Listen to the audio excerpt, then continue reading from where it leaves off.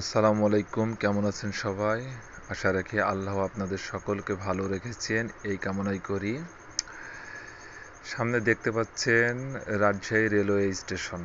এটা বাংলাদেশের অন্যতম এবং মোটামুটি একটি বড় স্টেশন। এখানে আপনারা দেখতে পাবেন এই বরেন্দ্রনগরীর এই স্টেশনটি কত সুন্দর, পরিষ্কার পরিচ্ছন্ন। দেখেন, আপনারা এই ভিডিও চিত্রের মাধ্যমে দেখতে পাচ্ছেন অনেক ক্লিয়ার। এখন ঈদের সিজন, এখন মানুষজনের যাতায়াত অনেকটা বেশি, কিন্তু দেখেন অনেক পরিষ্কার পরিচ্ছন্ন, ডিসিপ্লিন, সাজানো গোছানো।